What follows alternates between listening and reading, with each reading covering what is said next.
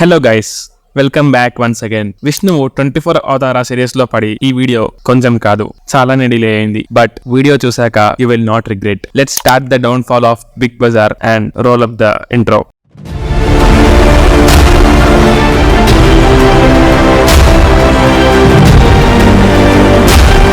Big Bazaar ఈ పేరు తెలియని వాళ్ళు ఎవరు ఉండరు. గ్రాసరీస్, ఎలక్ట్రానిక్స్ అండ్ పిన్ నుంచి టీవీస్ దాకా, అలాగే ఉప్పు నుంచి పప్పు దాకా ఈ స్టోర్ లో దొరకనిది ఏదీ లేదు. ఇయర్ మొత్తంలో కూడా కూపన్స్ అండ్ ఆఫర్స్ ఇస్తూ కస్టమర్స్ ని రప్పించుకునేది. ఇప్పుడంటే డిమార్ట్ అవి ఉన్నాయి, కానీ అప్పట్లో ఇదే బెస్ట్ స్టోర్. కానీ చేసిన కొన్ని తప్పుల వల్ల అప్పుల పాలైంది. సో ఫ్రెండ్స్, మీరు ఎప్పుడైనా బిగ్ బజార్ లో షాపింగ్ చేసి ఉంటే కామెంట్ చేయండి. బెస్ట్ అండ్ ఫన్నీ కామెంట్ ని నెక్స్ట్ వీడియోలో డిస్ప్లే చేస్తా. అలాగే ఈ వీడియోకి టార్గెట్ 50 లైక్స్. దీనికి వచ్చే రీచ్ బట్టి నెక్స్ట్ బైజోస్, నిర్మా వీడియోస్ ఆధారపడి ఉంది. సో కంప్లీట్ చేసేయండి. బిగ్ బజార్ ఎందుకు ఫెయిల్ అయింది? ముందుగా ఒరిజిన్ తెలుసుకుందాం. ఈ బిగ్ బజార్ ని 2001 లో కిషోర్ బియానీ అనే వ్యక్తి స్టార్ట్ చేశారు. ఇది ఫ్యూచర్ గ్రూప్ లో ఉండేది. ఇదే గ్రూప్ లో ప్యాంటలూమ్స్, సెంట్రల్, హోమ్ టౌన్ లాంటి ఇంకా చాలా కంపెనీస్ ఉండేవి. బిగ్ బజార్ స్టార్ట్ చేసినప్పుడు దీని మెయిన్ గోల్ ఏంటంటే ఇండియన్స్ కి బడ్జెట్ ఫ్రెండ్లీలో మంచి ప్రోడక్ట్ ఇవ్వాలి అనేది. దాదాపుగా 120 సిటీస్ లో 50+ పైగా స్టోర్స్ తో దేశంలోనే అతి పెద్ద రిటైల్ చైన్స్ లో ఒకటిగా నిలిచింది Big Bazaar alias Future Group. ఇప్పుడు మనం బిగ్ బజార్ ఐడియా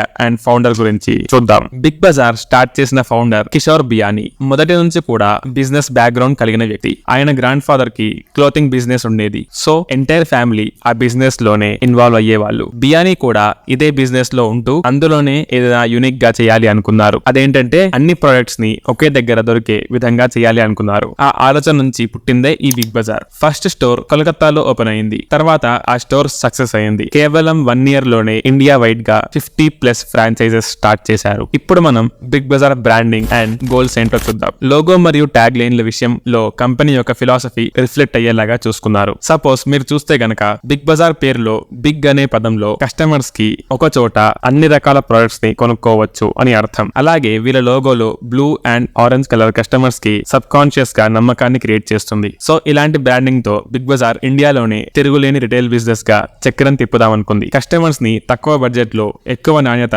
వస్తువులు అందించాలని వీళ్ళ గోల్. అందుకనే ఫ్యూచర్ గ్రూప్ లో Big Bazaar, Food Bazaar, Brand Factory ఇంకా చాలా సబ్సిడరీ కంపెనీస్ ని స్టార్ట్ చేశారు.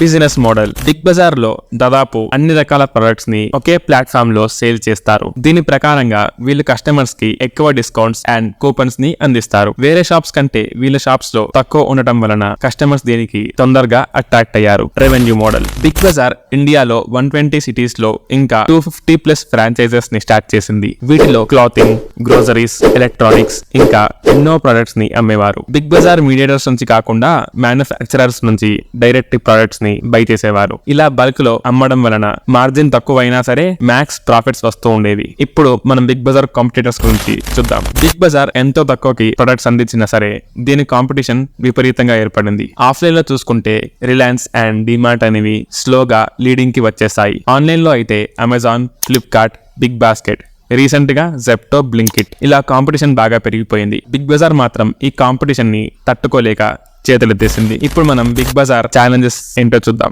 బిగ్ బజార్ ఫేస్ చేసిన మొదటి ఛాలెంజ్ పాండమిక్ టైంలో అప్డేట్ అవ్వకపోవడం. రిటైల్ సేల్స్ ఎలా ఉన్నా సరే లాక్డౌన్ పీరియడ్ లో సరిగ్గా పనిచేయకపోవడంతో చాలా నష్టపోయారు. దానివల్ల దాదాపు వీళ్ళ స్టోర్స్ అన్ని క్లోజ్ చేయాల్సిన పరిస్థితి. మార్కెట్ స్ట్రాటజీకి కనెక్ట్ అయ్యే మార్కెట్ ప్లాన్స్ కూడా వీళ్ళ దగ్గర లేవు. దీనివల్ల వెనక్కి పడిపోయింది. ఫైనల్ గా rise and fall of Big Bazaar. ముందుగా గ్రోత్ ఫేస్.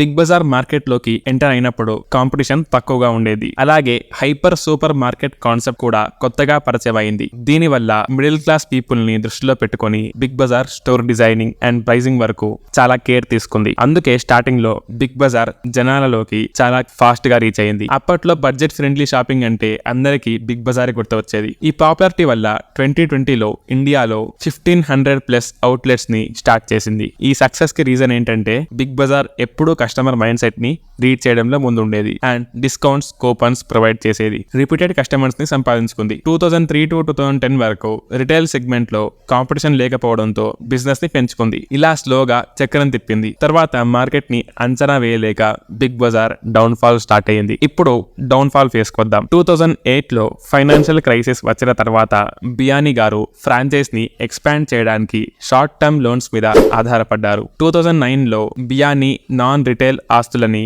డీమర్జ్ చేయడం ద్వారా గ్రూప్ ని మళ్ళీ రీస్టార్ట్ చేశారు. ఏప్రిల్ 2012 లో మెయిన్ బిజినెస్ కోసం తీసుకున్న లోన్ కూడా 5,800 కోట్లకు పెరిగిపోయింది. దీంతో ప్యాంటలూమ్స్ ని 1,600 కోట్లకి ఆదిత్య బిర్లా గ్రూప్ కి అమ్మేశారు. తర్వాత రాను రాను ఇండియాలో ఆన్లైన్ షాపింగ్ బాగా పెరిగిపోయింది. బిగ్ బజార్ స్లోగా కస్టమర్స్ ని లూజ్ అయింది. Amazon, Flipkart, Snapdeal companies offline market ని దెబ్బతీసింది. 2019 లో కోవిడ్ బిగ్ బజార్ ని దారుణంగా దెబ్బతీసింది. గవర్నమెంట్ విధించిన గైడ్ లైన్స్ వలన Future Group and Big Bazaar revenue బాగా పడిపోయింది. కంపెనీ తన అప్పులని తీర్చలేకపోయింది. దీంతో లీగల్ గా కూడా చాలా ప్రాబ్లమ్స్ ని ఫేస్ చేయాల్సి వచ్చింది. చివరికి 2020 లో బియానీ గారు తన ఫ్యూచర్ గ్రూప్ ని రిలయన్స్ ఇండస్ట్రీకి 24,713 కోట్లకి అమ్మకంకి పెట్టేశారు. ఇక్కడ బిగ్ బజార్ డౌన్ ఫాల్ గురించి లెక్కలు వేసుకుంటే aggressive store launch, false acquisitions, online competition, Covid impact, loans and financial crisis. Kishore గారు తన దగ్గర మనీ లేకపోయినా కొన్ని కంపెనీస్ ని తీసుకున్నారు. Nilgiri, Easy day,